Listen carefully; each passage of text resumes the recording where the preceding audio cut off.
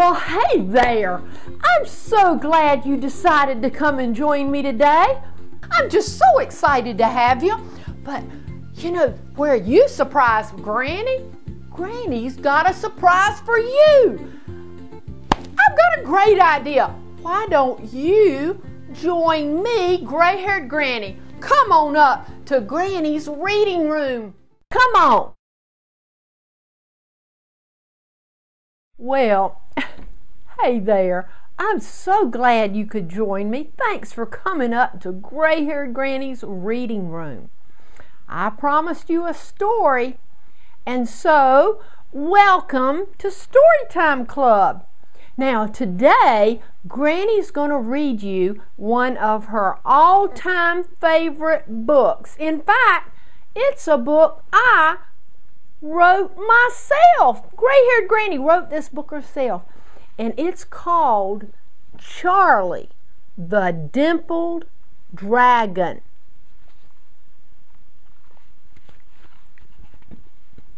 Exactly 999,999 years, 364 days, 23 hours, 59 minutes, and 59 seconds ago, a long-awaited event took place in a cave, and it all happened under the watchful eyes of a bunch of dragons.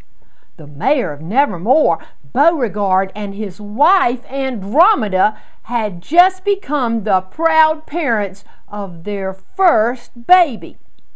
After the hatchling stood on his hind legs, stretched, shook his tail, and yawned, he opened his eyes a bit.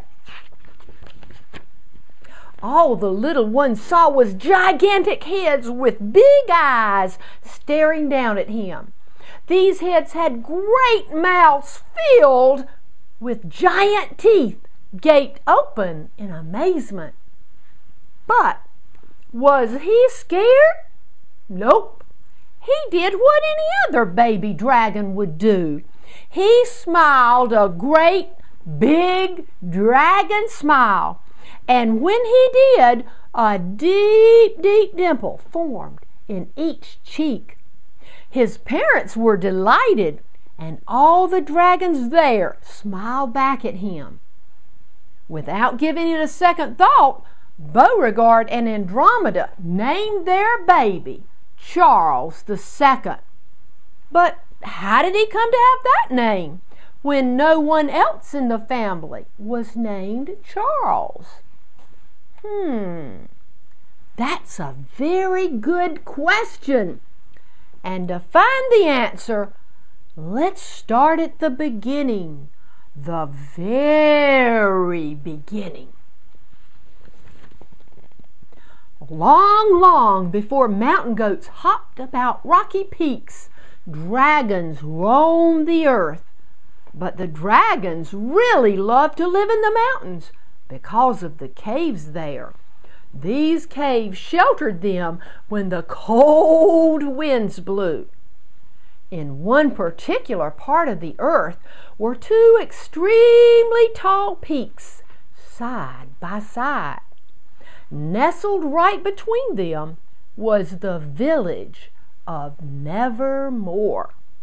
All the great dragons lived there, since it had the deepest caves. Now, the greatest of the great dragons was one named Charles. He was by far the fiercest looking. His tail had the sharpest tip and was much longer than any of the other dragons' tails. Charles could even blow his fiery breath halfway down the mountainside. All the other dragons looked up to Charles, and this made him very happy. Charles was so happy that one morning when he woke up, looked in the mirror, and gave a great big dragon smile, well, lo and behold, he had dimples. No great dragon was supposed to have dimples. how could he look fierce anymore? Charles decided he'd have to do something about his dimples. He quickly called his sister Minerva. Charles wanted to borrow her Miracle Wrinkle Vanishing Cream. When Minerva heard how serious the situation was, she rushed right over with a new jar. "It always works for me," exclaimed Minerva excitedly, who did happen to have the smoothest scales in Nevermore. With high hopes, Charles dabbed it on and rubbed it in. Nothing happened. He smeared it on. Nothing happened. He scooped it up and slapped it on his face. Still, nothing happened. Charles was rubbing so hard, Minerva thought he'd rubbed the scales right off his face. Disappointed, Charles gave the almost empty jar back to his sister.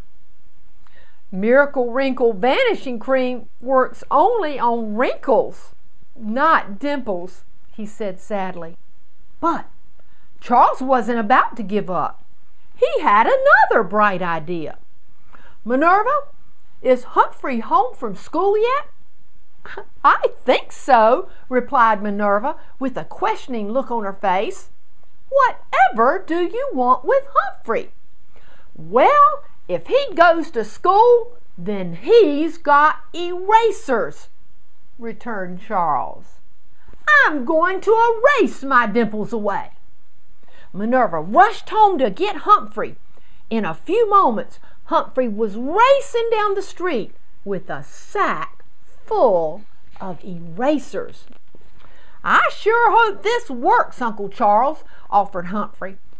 "Mom told me about your dimples and the vanishing cream." Charles grabbed an eraser. Scratch, scratch, scratch, scratch. He rubbed and he rubbed and he rubbed until he had nothing but a stub left. In no time at all, the sack full of erasers was gone. All that remained was a bunch of little stubs. Charles gave Humphrey a quarter. "Before you go home, son, stop by the store and buy you some more erasers. Looks like I used all yours up."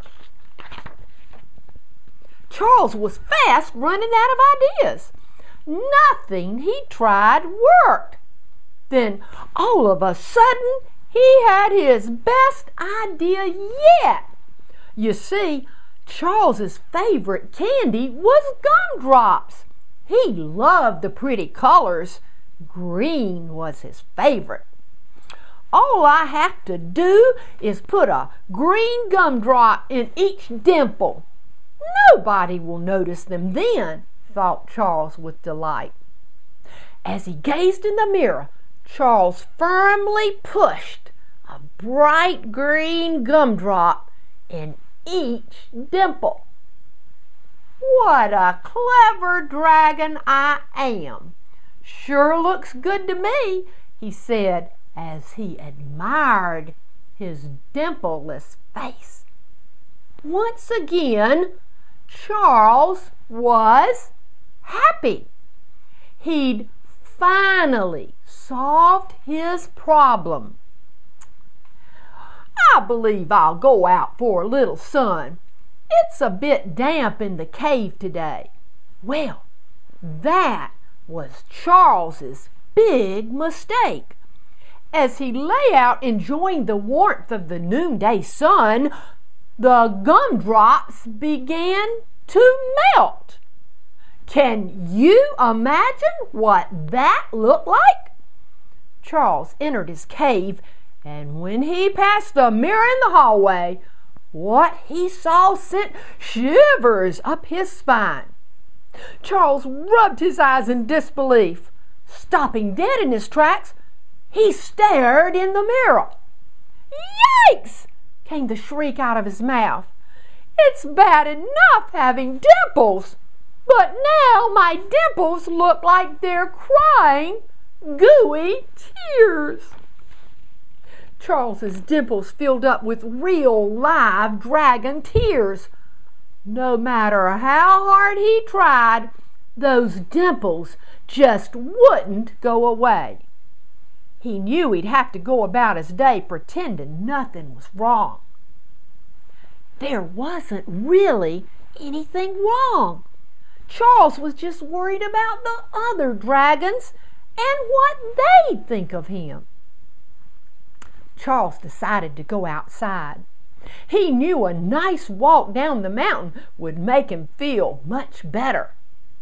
But as soon as he popped out of his cave and rounded the street corner, who should he meet but Amanda? Because she had the longest tongue in the village, she could talk a mile a minute and spread news faster than a newspaper could. Although Amanda tried to speak in a girlish voice, she shouted, "Yoo-hoo! You great big hunk of dragon, you!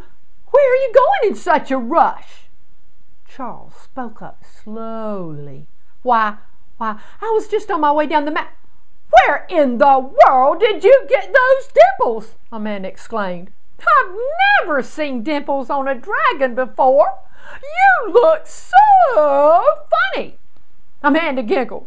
Then she burst out laughing. Before long, Amanda was laughing so hard she was rolling in the street.